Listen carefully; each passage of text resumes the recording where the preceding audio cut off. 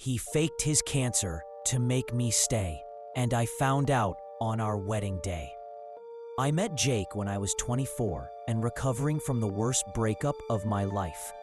He was everything my ex wasn't: patient, attentive, warm, the kind of guy who remembers your coffee order and rubs your back when you're stressed. He made me feel safe, like I could finally let my guard down. We dated for almost 2 years before things started getting weird. At first, it was little stuff. He started canceling plans last minute, said he was feeling off.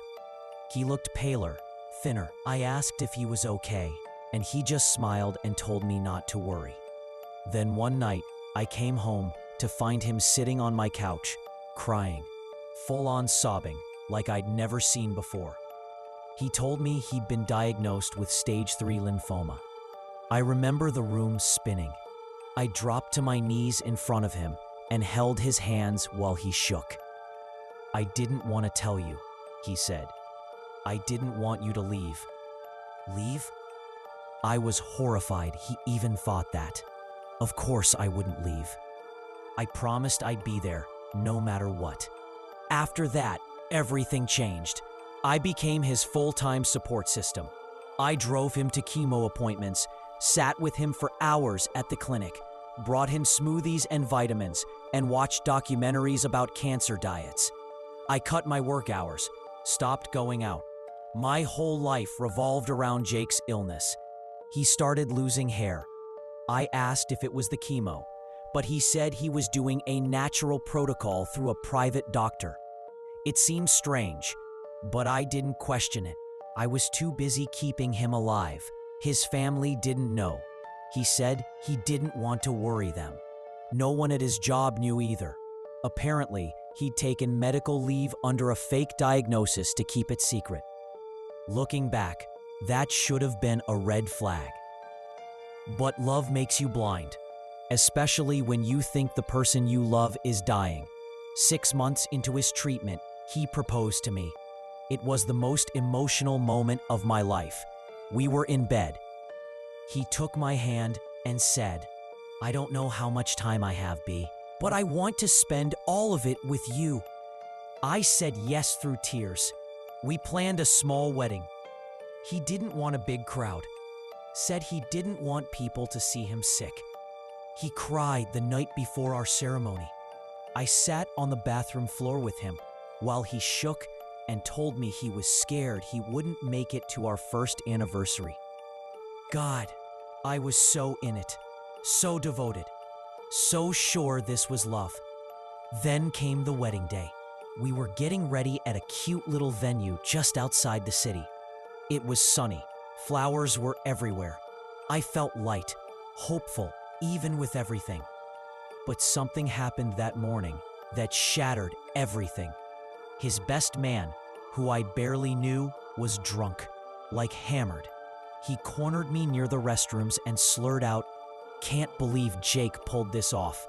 Guy should get an Oscar." I laughed, thinking he meant Jake was emotional or dramatic. "No, I mean, faking cancer? That's some next level he said, then laughed like it was a joke. My stomach dropped. "What did you say?" I asked. He sobered a little. "Oh, I thought you knew." That's when I felt it, that deep, sinking, choking panic. Like the floor disappeared beneath me. I ran. To be continued. I stood in the hallway of the wedding venue, shaking. My heart was pounding so hard I thought I might pass out. The words kept replaying in my head like a sick mantra. Faking cancer? That's some next level I didn't go back to the bridal suite. I didn't grab my bouquet. I didn't even tell anyone I was leaving. I walked straight to my car in that stupid white dress and sat there in silence for 10 full minutes, trying to breathe. Then I called his doctor, the private doctor he'd mentioned a few times. I'd never actually met them. Jake always said the appointments were too sensitive or personal. He claimed it was part of some new holistic protocol, outside the system. He'd once shown me a bill from the clinic, but it was just a blurry screenshot on his phone. I dug through our shared files and found the number he'd listed under medical stuff. I called it. A woman answered. A dental clinic. "Hi," I said, trying to keep my voice steady. "I think there's been a mix-up. I'm looking for Dr. Ralston. My fiancé, Jake Lawson, said he's a patient of yours." The woman hesitated. "I'm sorry, but this is a dental office. We've never had a Jake Lawson here." "Are you sure you have the right number?" I hung up without saying anything. Then I called his job, the one he said he was on medical leave from. I told them I was his fiancé, and we were getting married today. And I just wanted to double-check his HR contact in case of emergencies. The receptionist was sweet. Too sweet. She said, "Oh, Jake's still working remotely. He's logged in every day this week." I felt like I was watching my whole life crack open. That night, I didn't go home. I booked a room at a motel by the freeway and sat on the edge of the bed, staring at my reflection in the mirror. Still in the dress. I couldn't cry. I was too numb. The next morning, I went back to our apartment. Jake was there, pacing, phone in hand, clearly freaking out. When he saw me, he froze. "Where were you? What happened? I thought something horrible happened to you." I cut him off. "Did you lie about having cancer?" He blinked. "What?" I stepped closer. "Jake, don't lie to me." He looked down. For a moment, I thought maybe he'd try to keep the act going, but something in his face changed. His voice cracked. I didn't want to lose you." That was it. No long confession, no tears, just that one pathetic sentence. He admitted everything. He never had cancer. The treatments, the supplements, the fainting spells, all fake. He watched YouTube videos of cancer patients to mimic their symptoms. He shaved his head himself. He even kept a razor hidden in his gym bag to make sure the stubble didn't grow back too fast. He lied to everyone, but mostly to me. "I saw you pulling away," he said. "After your promotion, you were working late. You started going out more. You were changing. I was scared you'd realize you didn't need me." "So you made me believe you were dying?" I said, my voice breaking. He dropped to his knees. "I thought if you saw how much I needed you, you'd stay." That's when I finally cried. But not for him. For me. For the 2 years I gave away. For every day I spent crying at night, terrified of losing him, when all along, I was losing myself. I left that night. Packed a bag, moved in with my cousin, blocked his number.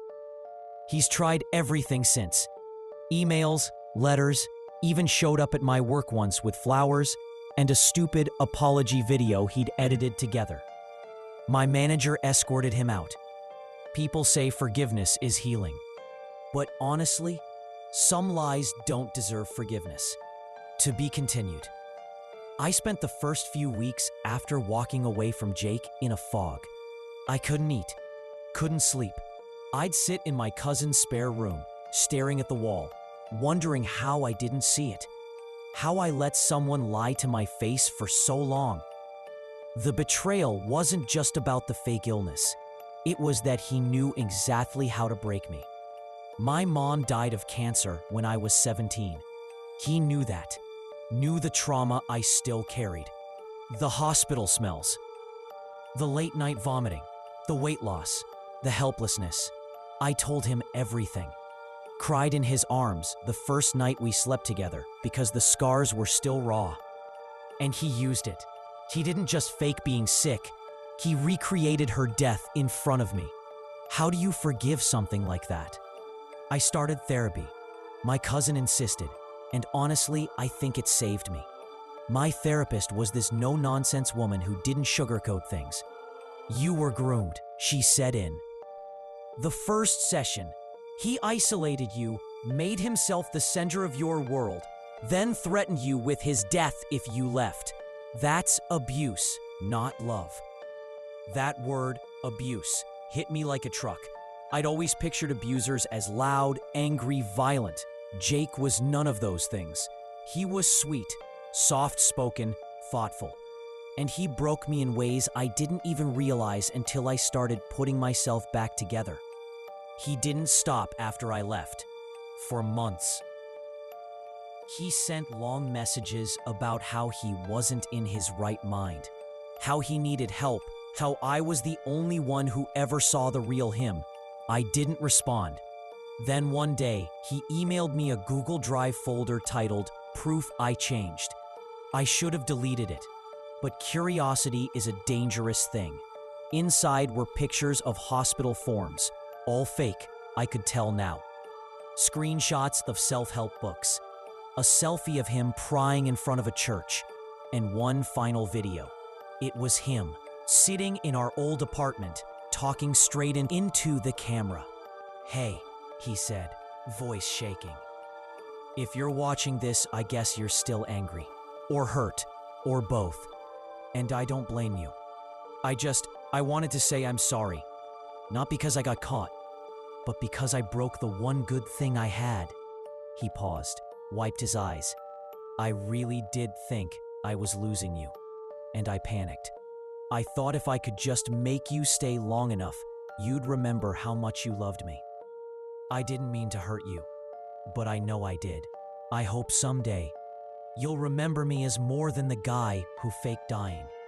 I hope you'll remember how we laughed, how we danced in the kitchen, how we used to sing in the car." I closed the video. I didn't cry. I didn't feel anything. Just relief. Relief that it was over, that I wasn't trapped in that twisted performance anymore. 6 months later, I moved to a new city, got a job I actually like, made new friends, even started dating again. Slowly, carefully. I'm not the same girl I was when I met Jake. That version of me died in a way. But maybe that's okay. Because now, I don't love people for how much they need me. I love them for how much they see me. And I'll never let someone write my story for me again. Not even if they say they're dying.